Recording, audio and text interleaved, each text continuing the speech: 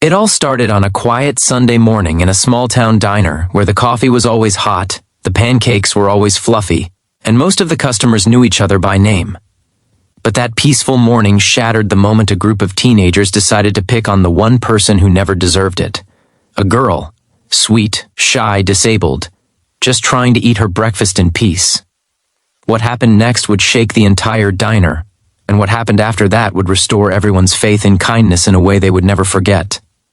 Because sometimes, kindness shows up wearing leather jackets and riding motorcycles. And sometimes, the people who look the toughest on the outside have the softest hearts on the inside. Before we begin, make sure you subscribe, like, and comment on the channel True Story Tales if you love emotional, inspiring stories that remind us of the good in the world. Your support helps these stories reach more people who need them. Her name was Emily, 16 years old, with a small backpack, a limp in her right leg, and a smile that could brighten a whole room if she felt safe enough to show it. She came to the diner every Sunday after church with her mom, who worked the morning shift at a nearby nursing home. Emily usually sat in the same booth by the window and ordered the same thing, scrambled eggs, toast, and a chocolate milkshake. She liked to sit quietly, watching the cars pass, listening to the soft chatter around her, and sketching cartoon dogs in her little notebook. To most people, she was invisible, but to the people who worked there, she was a ray of sunshine. But not everyone sees sunshine. Not everyone has kindness in their hearts. As Emily sipped her milkshake that morning, 3 teenage boys walked in, loud, restless, the kind who thought the world owed them something. They spotted her almost immediately. Maybe it was the way she held her pencil awkwardly. Maybe it was the slight tremble in her hand.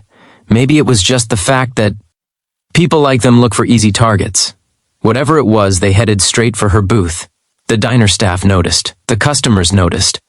But some people freeze when cruelty enters the room. They don't mean to. They just hope it won't get worse. But it did. One of the boys grabbed her sketchbook and held it high in the air, laughing as she struggled to reach it. Another mocked her limp. A third, with a smirk full of arrogance, did the unthinkable. He slapped her cheek. Not hard enough to injure, but hard enough to humiliate. Hard enough to make the entire diner fall silent.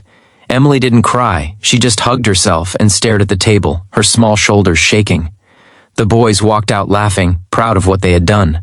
The diner buzzed with anger, guilt, and shock. A couple of elderly customers tried to comfort her. The waitress apologized through tears. The manager wanted to call the sheriff, but Emily begged him not to. She didn't want any trouble. She didn't want anyone punished. She just wanted to finish her breakfast and go home. But life has a way of sending kindness exactly when it's needed most. An hour later, the diner door swung open again, but this time, it wasn't teenagers, it was bikers. Big, broad-shouldered men and women wearing black leather jackets, gloves, heavy boots, and patches from a motorcycle club called Road Guardians.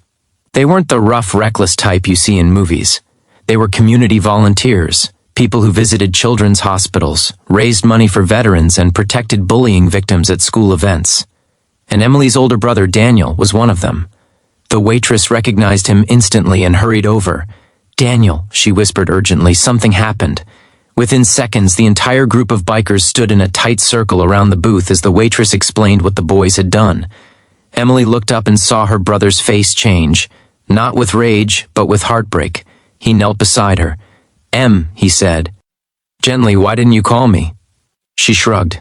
"I didn't want to bother anyone." Her voice trembled on the last word. One of the bikers, an older woman with silver braids and kind eyes, placed a hand on Emily's shoulder.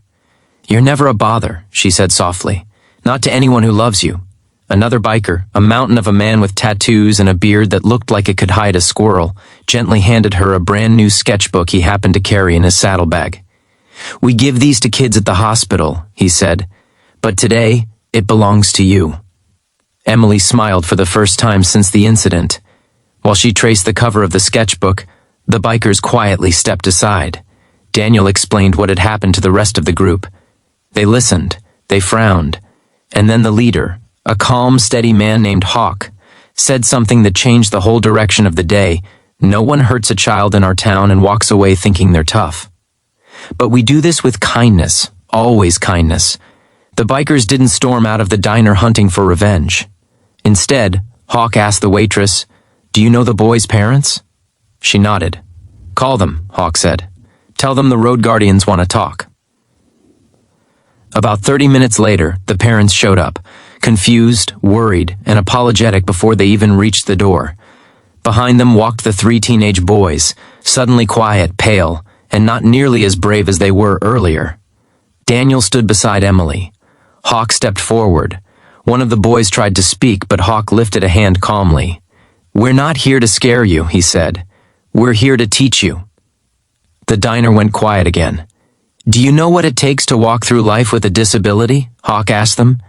"Do you know how much courage it takes just to sit alone in a diner while the world treats you like you're different?" The boys stared at their shoes. "This girl," Hawk continued, gesturing to Emily, "is stronger than all 3 of you combined. She deals with challenges every day, and yet she smiles. She creates. She tries. That's real strength. What you did? That was weakness.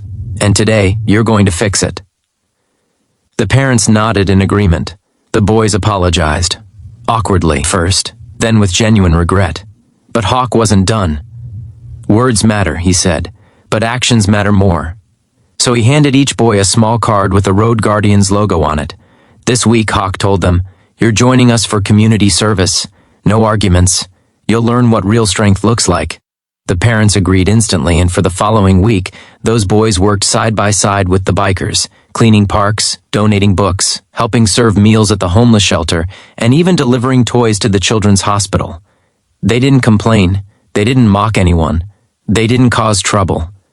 Slowly, kindness seeped into the cracks of who they were. By the end of the week, they looked different, not in clothing or style, but in the way they carried themselves. Their shoulders softened, their voices lowered, their eyes met others with respect. On Friday afternoon, all 3 boys visited Emily at her house. They brought her a box of art supplies, a handwritten card, and a promise, a real promise, to be better, to be kinder, to make up for what they had done. Emily forgave them without hesitation, because that's who she was, because kindness is contagious, because when cruelty starts a story, kindness can rewrite the ending. And the best part? The following Sunday, Emily walked back into the diner, not alone but hand in hand with her brother, surrounded by a circle of leather-jacketed protectors who treated her like family. The diner erupted into smiles. People clapped. Someone paid for her breakfast, and Emily, sitting in her usual booth by the window, opened her new sketchbook and drew something beautiful. A group of bikers standing like heroes, with hearts bigger than their motorcycles. Kindness doesn't always whisper. Sometimes it roars in on 2 wheels. And sometimes, the toughest people in the world teach us the gentlest lessons. So remember this the next time you see someone struggling, the next time you witness cruelty, the next time you have the chance to make someone's day easier, softer, safer. Choose kindness, because kindness doesn't just change other people, it changes you.